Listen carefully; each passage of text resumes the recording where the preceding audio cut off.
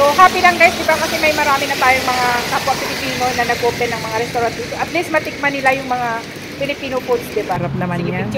Parang ayaw kong kainin. Sige, picturean mo na lang. Cheers.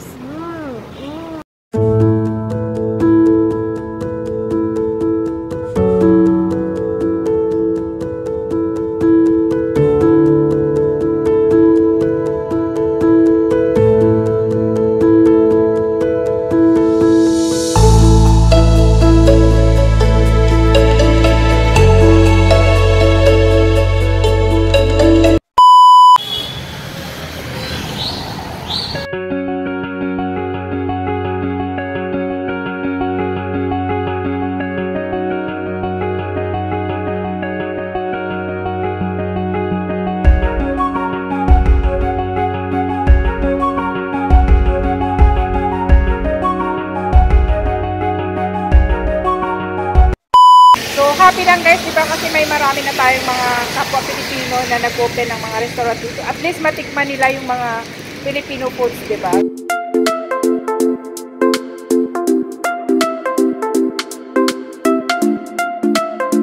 Guys, nandito tayo ngayon sa isang bagong bukas na restaurant, na Filipino restaurant dito guys sa Damside, na ang nagmamayari ay aming kaibigan. So katabi din niya guys yung salon dito. Yan yung salon ni Ate Mimi. And then ito naman, dati itong bakery guys, no? Pero ngayon, iba na yung owner niya. So ayan, bale, cafe and restaurant. So lots of variety foods ang makikita dito. So ang advantage dito guys, no? Kasi yung mga taga Kathmandu na mga Pilipina, ayan, pwede silang pumunta dito and explore yung newly open na to na restaurant. Ayan. So ayan, tingnan natin. Ito yung kanyang front side. So malapit lang to guys, so dito maganda yung area nila kasi malapit lang sila dito sa road. Ayan. Kumbaga madaling makita ang restaurant na ito dahil ito ay maraming sasakyan na dumadaan dito guys.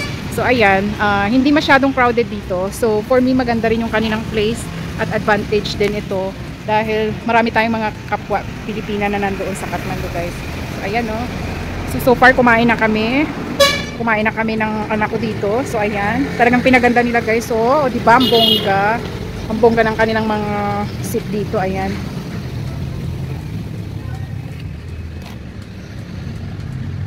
So bali hindi pa sila guys, kumbaga hindi pa na-complete lahat, no. So meron pang mga dapat aayusin, but actually okay na yung kanilang dito, space. Wow, at saka I like this one guys. Tingnan nyo naman, ang ganda ng furniture nila Simple lang guys, pero maganda siya. Napaka-presentable. At saka yung kanila dito sa front side nila, nilagyan nila ng parang looks natural, diba? Yan.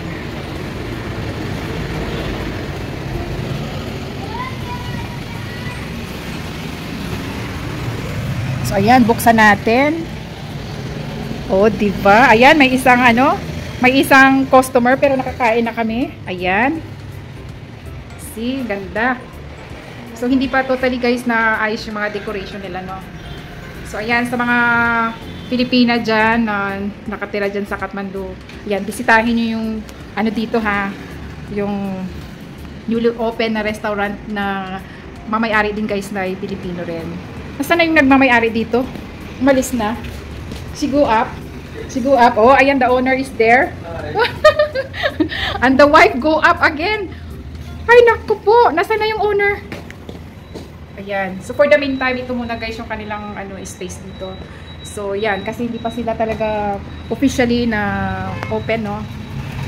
So, binisita lang namin sila and totally nakakain na rin kami ng lunch namin dito. And they serve us also Filipino foods. So, and dito guys yung front side, Yan.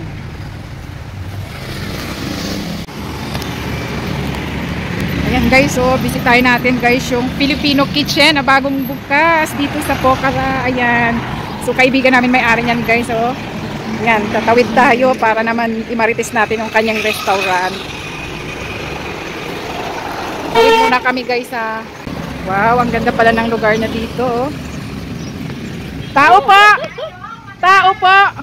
Vlog na ito, Vlog na talaga to. Ay, yan na yung may-ari. Ang ganda.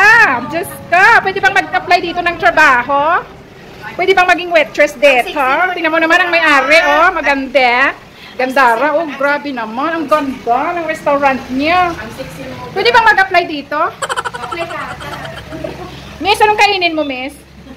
Kainin mo. What you like to eat, miss? No. Pwede bang makita, ma'am, yung ano, taas? Ma'am Bea, pwede bang maakyat yung taas? Yes, ma'am. Welcome. Tingnan mo yung nagbablog, oh. Ang ganda. O, sige. Gandara. Nung opening ko, Hindi ko nakita yung ano. Nag-invite ako sa'yo. Yun na nga, hindi ko nakita dun sa ano. Sabi ko, Bambi, itong babae, hindi niya ako in-invite. Yung pala, nandun ka nag-message sa ano. Naka-ano doon? Sa group nga natin. Grabe kayo. Ayan. O, sige. Wala. Hindi yung asawa mo. Wala sila. Kanina, busy ako.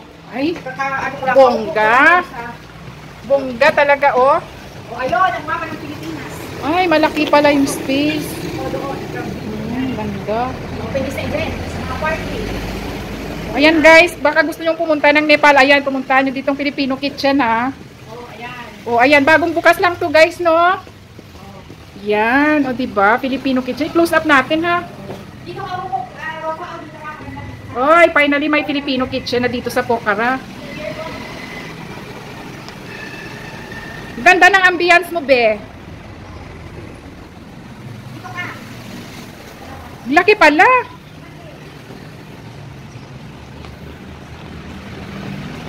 Pwede pala tayo dito maglaro-laro ng hide and seek.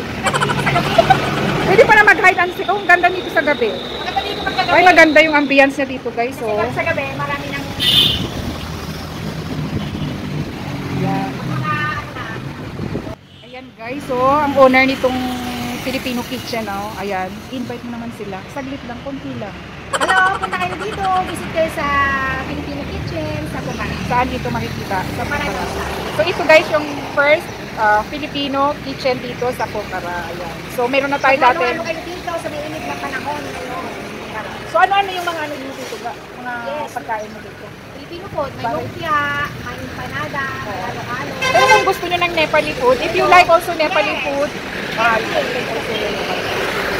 Ayan, magpansit-pansit dito tayo guys. May halo-halo ka dito. May halo-halo, may pansit, may lumpia.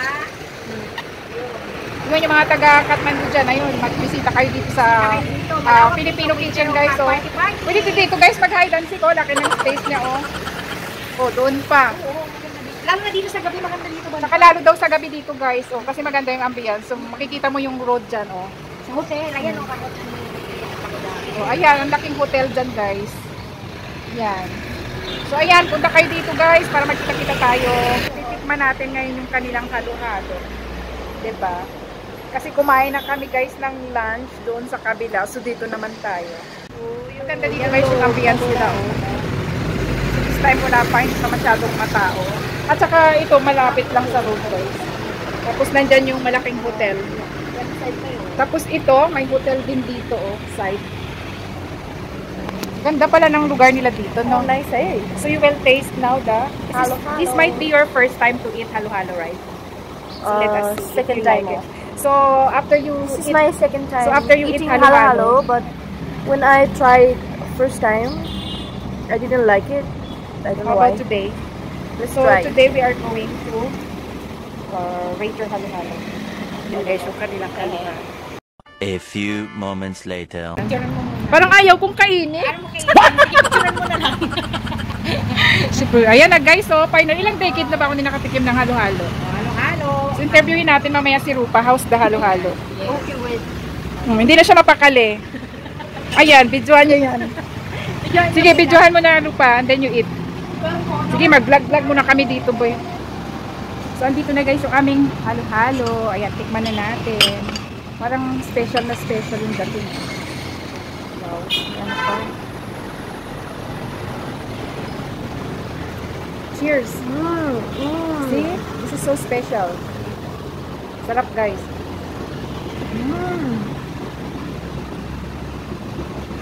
There's ice cream.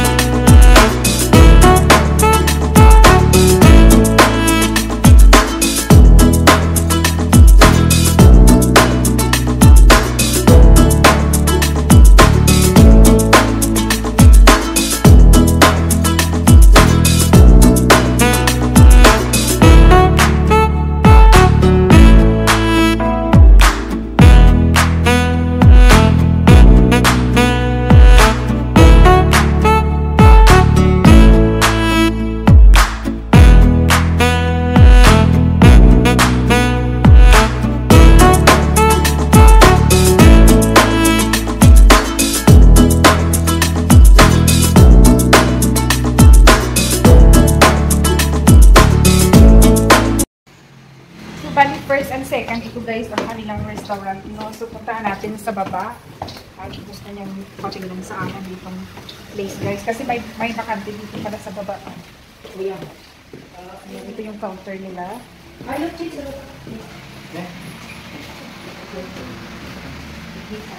So, medyo umuulan na guys sa labas, no? Ayan.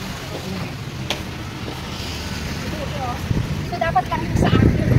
So, tinitingnan daw natin dito guys kasi may bakante dito. Alam mo, mag-business na lang tayo dito guys. So, ito guys, oh, pwedeng parentahan. Kaya tingnan natin. So nice, right? Ay, ito pala guys, oh.